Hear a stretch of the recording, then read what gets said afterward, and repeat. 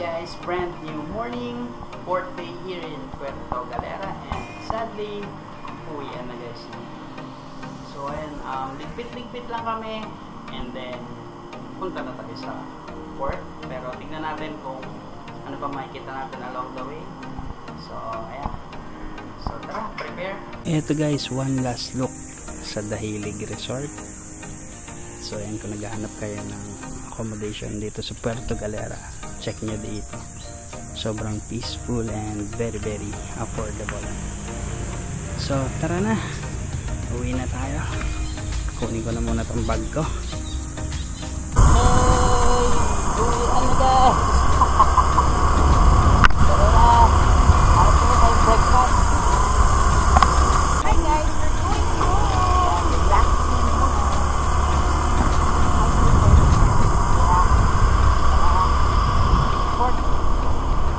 Rexis. Ayan guys, dito tayo ulit kakain kay Rexis. So tara. Eto na guys, brunch natin. Lomi, tsaka chami. Kain.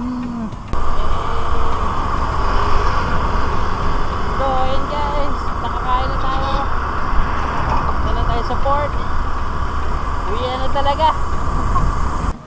Eto guys, nandito na tayo sa port. Isusoli na natin yung motor. Tara.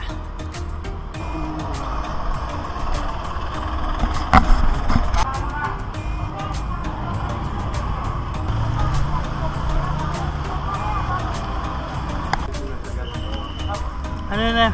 Pinakyaw mo na. Banana crackers na less sugar. Ito na yung ticket natin sa Roro.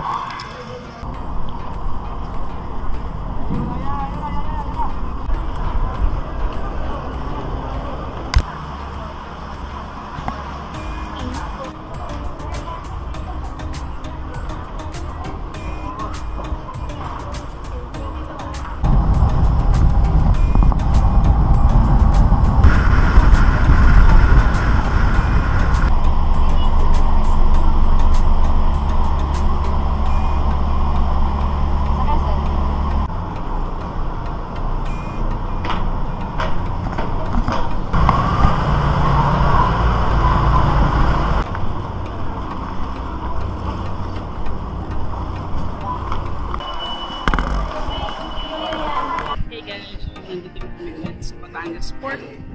In fairness, pretty 2 hours lang. So ayun guys, magbabas na tayo na papunta ng Cubao. So tara.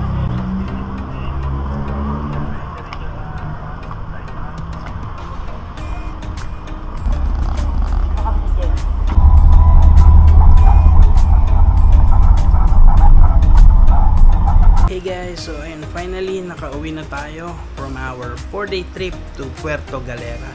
So ayun guys, kung naghahanap kayo ng motorcycle for rent sa Puerto Galera, check nyo yung description below, ilagay ko dun yung contact.